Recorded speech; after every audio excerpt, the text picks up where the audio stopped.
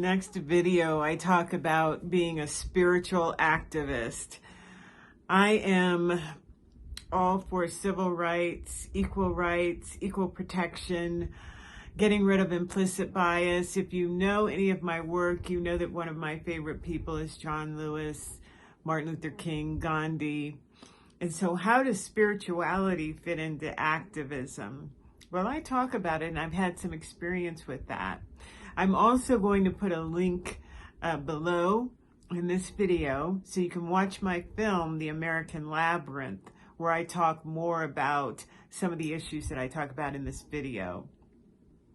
It can be heart-wrenching, heartbreaking, and it can really take you to the brink when you witness atrocities.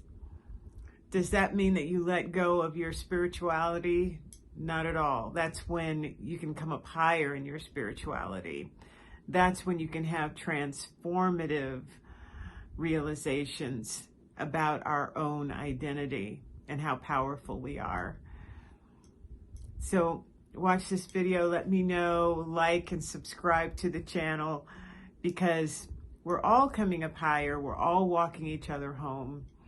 We're all getting ourselves through tremendous turmoil with love.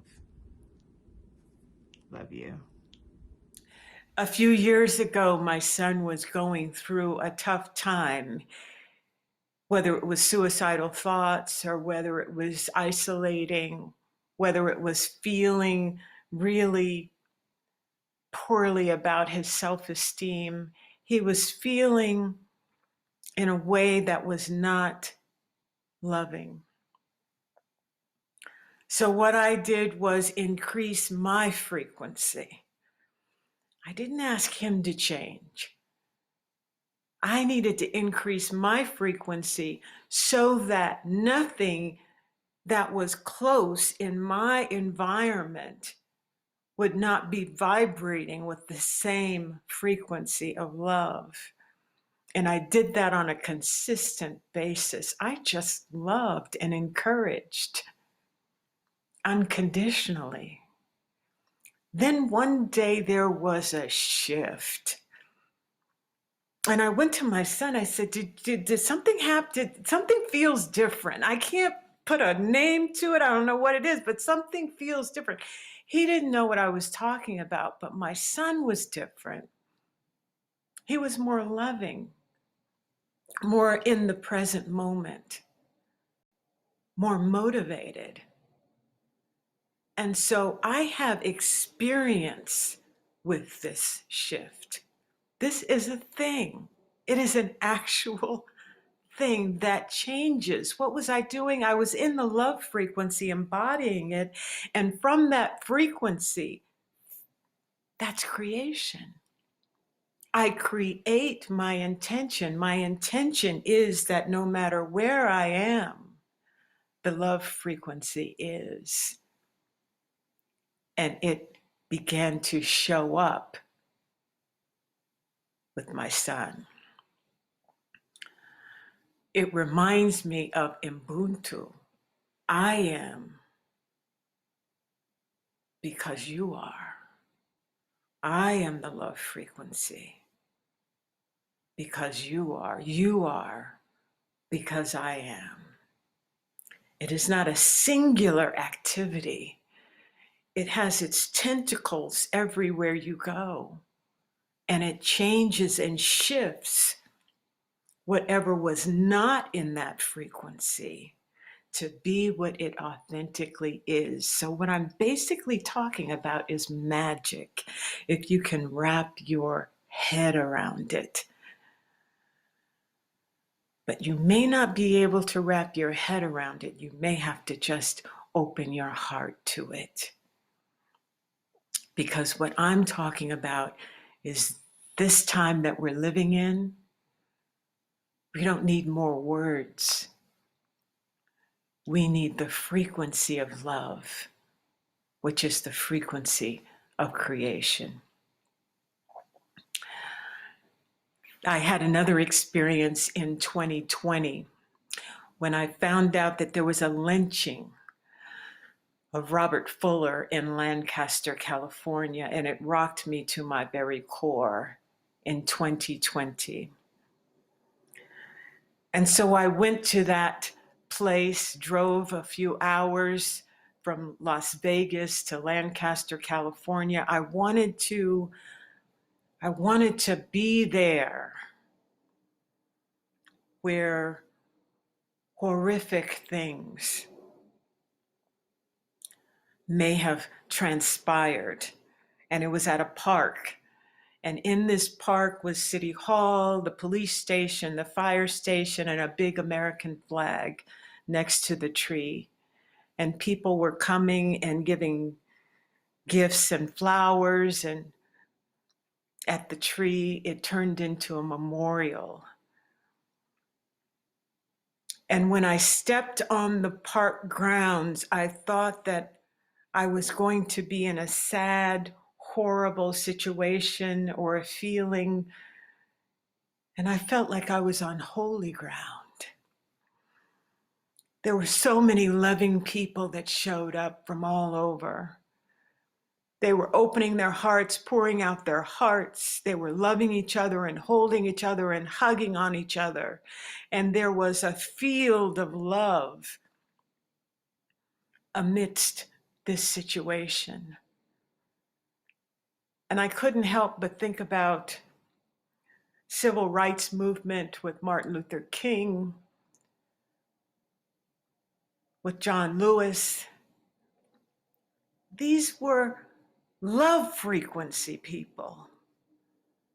And they were in a horrible situation in Selma. They sent out their love frequency in order to create change. And change happened.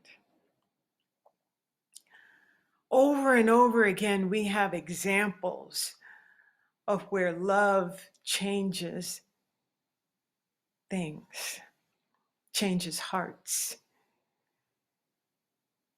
With Nelson Mandela and the government that was created, and Bishop Desmond Tutu, where he sat and listened to people, even when they were in the opposition and they were the ones that had instigated the murders and the jailing of activists. He was listening to them, and they were confessing what they had done. And he cried as well. Why? Because he saw in them the love frequency of God.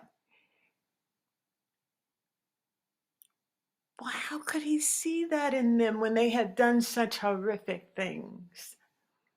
He saw it because he was the love frequency.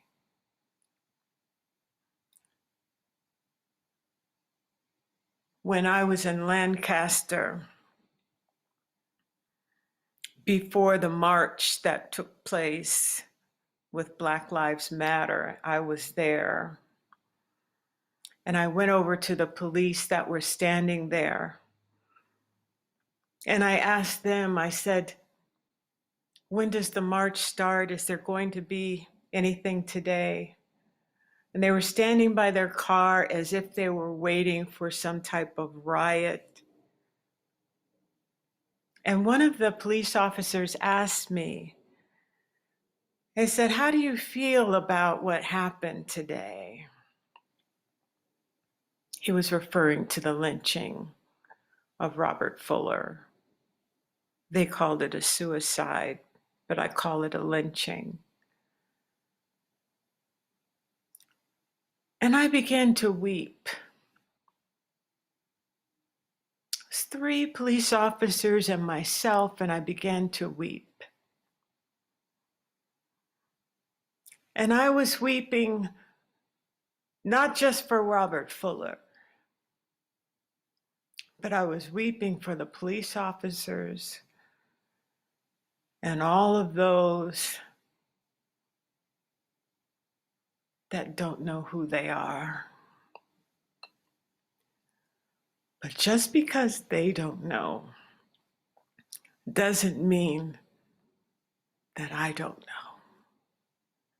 I know we were all made in the image and likeness of God, meaning that we have the power to create from the love frequency. And what I'm creating is a new world. And I'm not going to even say I'm creating. That means that it's in the future. I don't think we shall overcome. I have overcome hate. I have overcome doubt. I stand in the power, in the frequency of love, and I have created a world where love is all there is. And it starts from inside of me.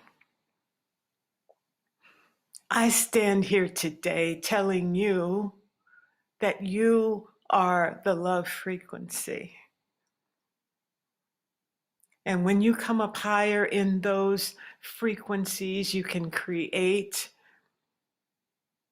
from that space the world that reflects the truth that love is all there is.